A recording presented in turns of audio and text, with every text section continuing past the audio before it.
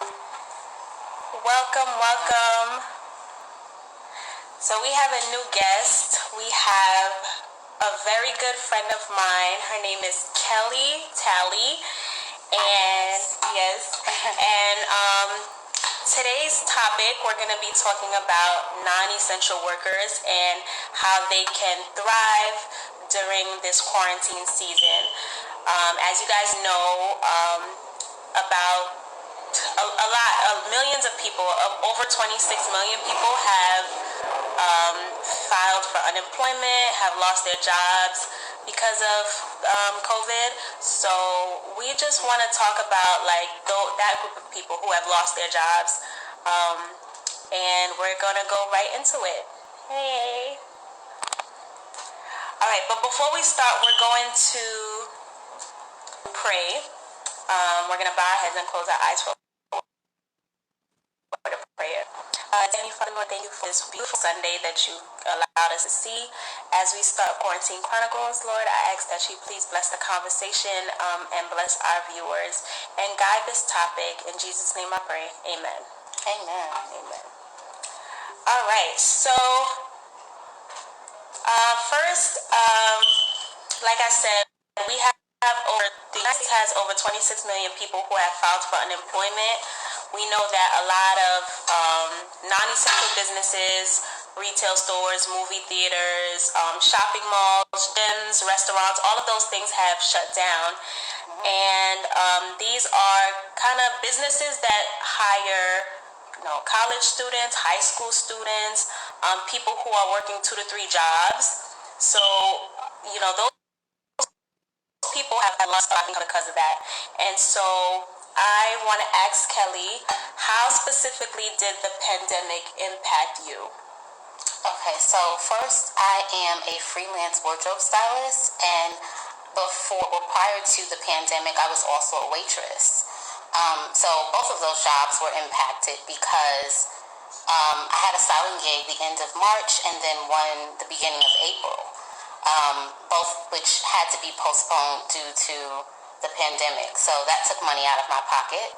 And then obviously when I'm not booking any gigs for that right now because the future is kind of unforeseeable in a way. And then as far as the restaurant, as far as my waitressing gig, we were set to close March 31st anyway. But we ended up closing 2 weeks prior to March 31st because of the pandemic, which honestly did impact me because it's only 2 weeks of difference.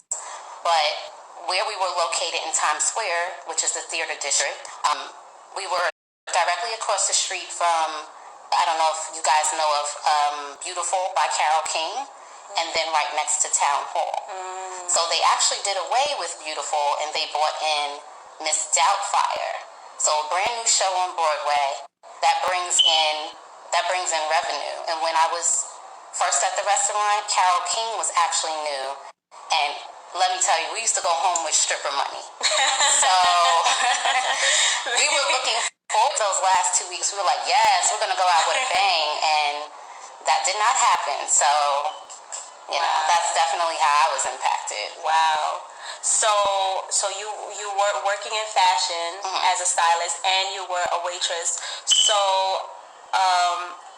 you've now in a position where you are among the people who have filed for unemployment. So how has that process been like for you, filling out the application for unemployment? Ooh, that's actually been pretty stressful. Honestly, I haven't gotten far at all. I tried a lot on the computer until it said something about you have to download Adobe. And I did that, and then it still wouldn't let me access the application. So I called, and I finally kind of got through there. And, I mean, they're so overloaded. I think it's, like you said, 26 million are unemployed, and New York is probably a good amount of that number. So I think that they have more applicants than they do employees. And the site is getting overloaded, and so the phone is kicking you off, the website is kicking you off, and so I wasn't able to finish my application. I still haven't been able to. Wow. Yeah. So you haven't even gotten the benefits yet for unemployment. Nope. Wow. So has this experience going through the pandemic and unemployment, has it made you question your career choices in any way? At least for me, growing up in a Caribbean Haitian background, like growing up, we were always told these were the careers you had to go into: nursing, health, doctor, lawyer. Like we were basically prevented from pursuing any interest or anything hobby. risky. Yeah, anything risky. Like if you wanted to be a writer, for example, like that's not stable. That's not stable. Most people's eyes. So you know, we have that mindset, like we have to choose a career that's stable. So like, has this experience now made you question some of your career choices? Not at all, not for me, but I totally understand how maybe some other people might, you know, be looking like, maybe I should have been a nurse. But trust me, right now, nurses are like, maybe I shouldn't have been a nurse. EMTs are like, maybe this is not what I should have done, you know? Right. So it's either way right now. You're kind of, you know, it's no easy way right now. If you're an essential worker, you don't really necessarily want to go to work and deal with the things that you have to deal with. And if you're a non-essential worker, then, you know, you're out of a job and you're stuck in the house. So it's whatever's the lesser of the two evils, which I don't think there is one, to be honest. So no, I haven't. Okay. I mean, I don't see, I'm a teacher, so I guess we fall into in the middle, because we are essential, but at the same time, we're non-essential enough that we can work remotely. Right. So I guess there are some careers that like me in the middle. Like I'm not at risk. Right. But you're considered non-essential. Yeah, but exactly. But I'm still case. considered non-essential. Yeah. So obviously, this is gonna have a huge impact on your finances, right? So I want to ask you, do you have savings that you are living off of, or how concerned are you? If you do have savings, how concerned are you that it's going to run out? So I do have savings because, luckily for me, and this is the blessing that I had, and this is where God always shows me His favor. My restaurant was closing March 31st anyway, so we ended up closing 2 weeks prior, as I stated. But that afforded me the opportunity to go ahead and start to set funds aside, and so my mom has always told me that it's just how I was raised. You should put 3 months of bills aside, because you just never know what's going to happen. You can get sick. You know, you never know. So I do have savings. And am I concerned that it's going to run out? Not really. I think that, again, because God shows me His favor, I feel like when I need it, like when I'm about to run out, that's when my unemployment is going to come through.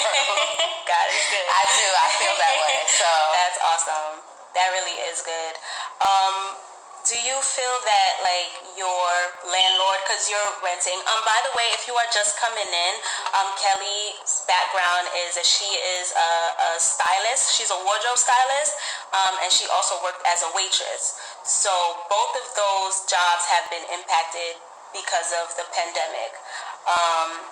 So has your landlord given you any problems as far as, like, you know, rent or anything like that? Oh, she's still paying her rent.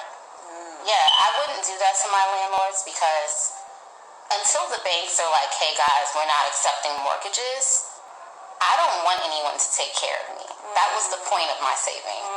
You know, is so that I'm not affecting someone else's bills. I think that it's a lot as an adult to ask someone else to take care of you. That's not even, like, they're my landlords, that's not their job.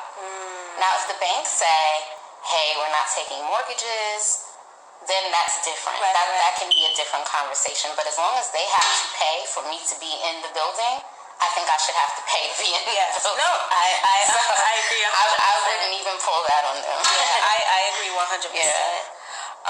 So right now, are you looking for work, or have you been looking for work? No, I'm not looking for work. I know that there are some resources out there for if I do need to. But honestly, I'm exhausted. I've been working since before I was legal to work.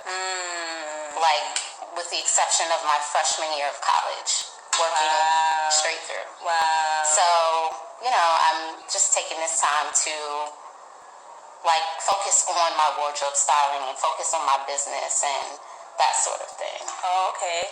So that's a good segue into like how have you, since you're not looking for work, like how have you been filling up your time at home? Like I know a lot of people on the internet have been going back and forth about, whether we should use this time to rest or whether we should use this time to be productive.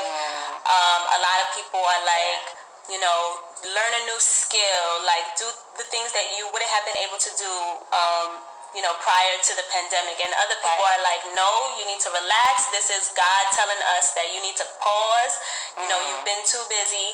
So how have you been filling up your time? And if you want to share like your perspective of what people should be doing or how you feel about that. I'm always for productivity. I'm never going to argue against that.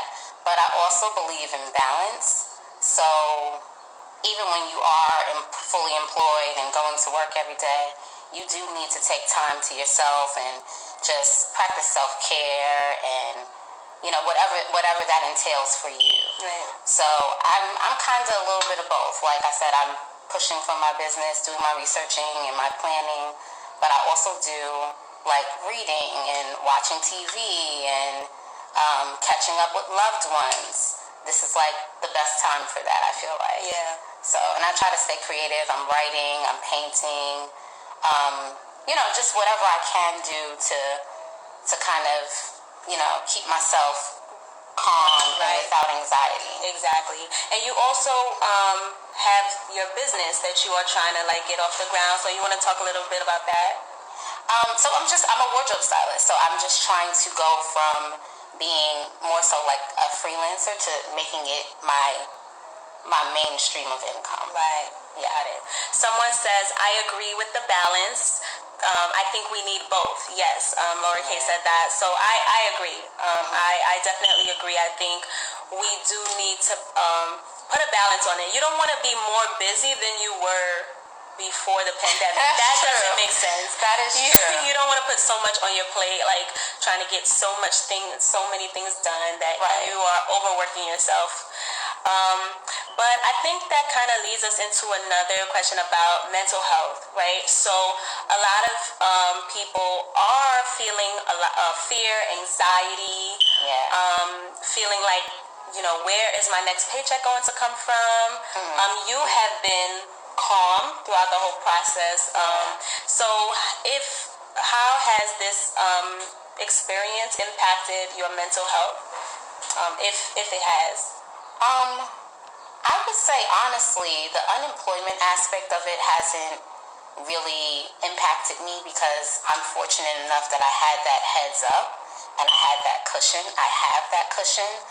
But what has impacted me is just because I'm a compassionate person and we're all interconnected, right? So, I know that there are people that are losing family members that they can't give proper burial services for. Right. I know that there are people who are sick on ventilators right now as we're speaking. And I think at this point, everyone knows someone or knows of someone that knows someone that is, dealing with it. So, I'm impacted in that way. Wow. Okay. How do you feel about, like, people not being able to give their loved ones the funerals that they deserve? Like, how do you feel about that? I think it's awful.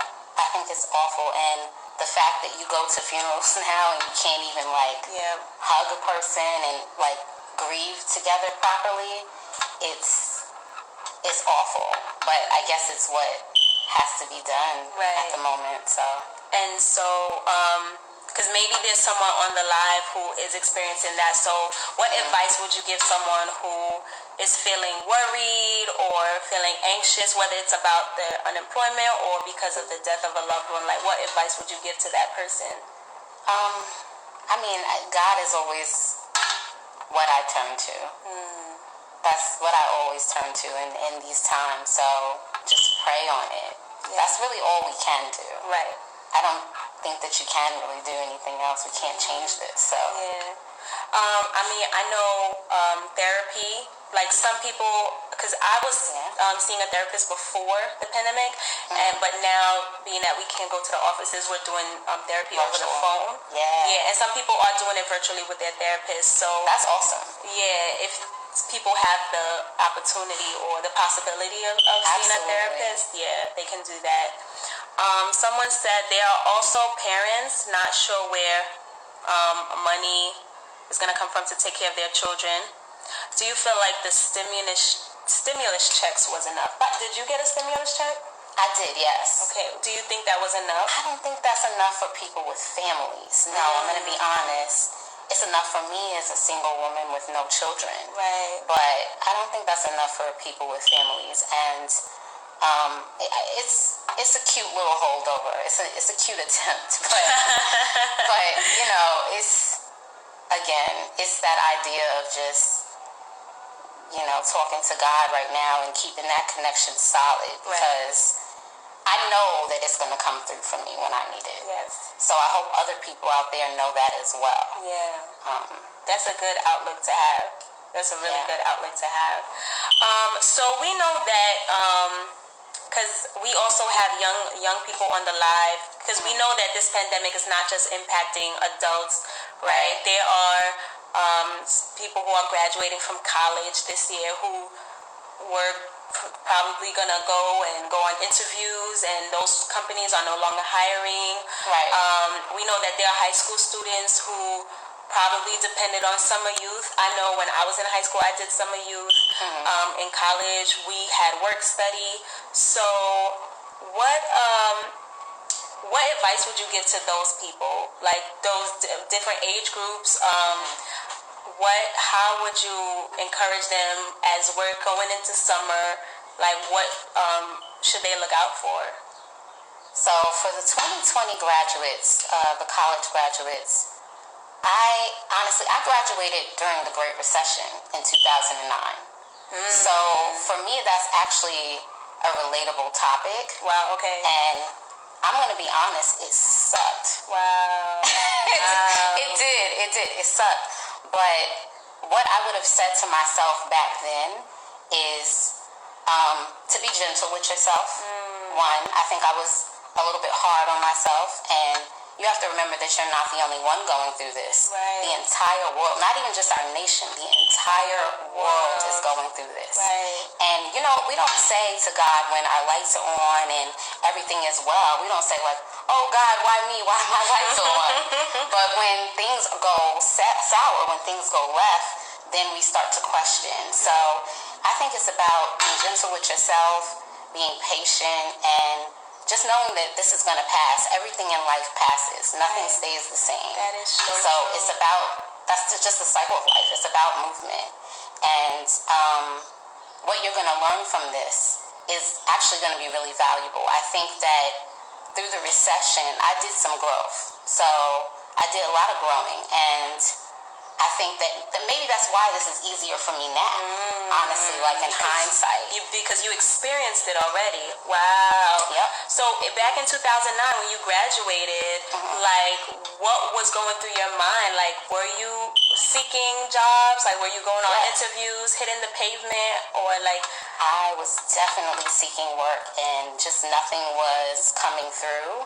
And a lot of it was more so like just limited opportunity, because employers were also scared to pay people and bring more people on. They wanted to make cuts. They didn't want to bring more people on. So, I mean, you know, CEOs are stepping down right now. So, you know, it's people are panicked. Right. And that fear is that's exactly what I'm talking about, you know, just being gentle with yourself and making sure you stay connected with God, because God is greater than all of this. Right. You know, so, you know, there's no pandemic, there's no illness, there's no anything that He won't bring you through. Exactly. So, yeah, this too shall pass. This too shall pass. This too shall pass. Wow. I mean, I think for those who still are fearful of, the lack of income. I was looking up some places that were hiring. A lot of grocery stores are hiring, pharmacies, like Walgreens, Rite Aid, those Dollar Tree, Dollar General, Family Dollar, like those places that are still open and who are looking for part-time or full-time associates, like if you want to work at 7-Eleven. And there is no shame. Like, I think it's important for people to know that there's no shame in those kind of jobs for this season. Like, if that's the job that's available right now, there's no shame in those jobs at all, ever, in my opinion. You know, some of our parents built our houses on those type of jobs. That's right. So who are we to turn our noses to those jobs? For sure. And it's also about staying gracious. Like I said, thanking God for the lights on, thanking God for clean water, for food, for all these things that, we forget about because we're so, it's the norm. It's the norm for us to not have to go out and wear masks. And we're the country that's usually looking at other countries like, oh my gosh, they're going through that, and now it's us. So, it's about just remembering what you're grateful for, practicing gratitude. Right. And staying relaxed. Wow. Okay, so we talked about college age students. How do you feel about like those who aren't going to experience their graduation walk? Being that everything has to be social distanced. A lot of graduations are happening virtually. Like, how do you feel about that? So, I'm the wrong person to ask that question because I actually did not go to my college graduation because I didn't want to. Wow. I think it's too hot. I think they're too long. I have the attention span of a gnat. So, I was like, no, thank you. Where's the party? Right. Where's my diploma? Where's the party? Give me my degree. Send me on vacation. Yes. Give me my money. Right. Let's celebrate. We can bypass these speeches. They can keep that. Right, they can keep that. Sweating under this gown. They can keep that. Right, that's right. So, but again, it just depends on your perspective. Some people are really sad, and they have the right to be sad. I'm never going to tell someone how to feel. Right. But for me, I was like, no, thank you, graduation. Some of my family was disappointed. I think they just wanted to go to Atlanta. No. I don't think it was about me. Like, they just wanted to go to Atlanta. So Kelly went to college in Atlanta. You went to Clark Atlanta? Yep. Yep. HBCU. So it was definitely hot. I was like, no thanks. That's right. Send me my plane ticket home now. So, do you have any words of encouragement? And if you guys have any questions as well that you would like to ask pertaining to summer work or just unemployment in general, non-essential workers, if you guys have any questions, what words of encouragement would you have for non-essentials everywhere? Like, no matter what industry they're working in, like what word of advice, words of encouragement would you give to them? Honestly, just the same of just like, staying focused, practicing gratitude, keeping your connection solid with God first, and then also with your family. I think that I have a lot of love around me and a lot of support around me. So, it's a buffer. And so I think that all those things are important in times of need. Yeah, for sure. So staying close to God and family. Someone asked, what are the biggest lessons you are taking away from COVID-19? The biggest lessons? That we're all so connected. In so many different ways, because even the industries, you think about non-essential workers and essential workers, which is what this is all about. And like these morgues, they're connected, to what's happening now. The grocery stores, nobody even paid attention to. It's just not something you think about going to the grocery stores, which are by the way, robbing us right now. Yes. Although they're not supposed to. They're not supposed to be doing that. Like, they're not supposed to, but some of them are still doing it. And I definitely go to the store, get to the cash register with 2 avocados, a tomato, and a can of beans, and they be like $42.38. And you're like, what did I buy? What did I buy?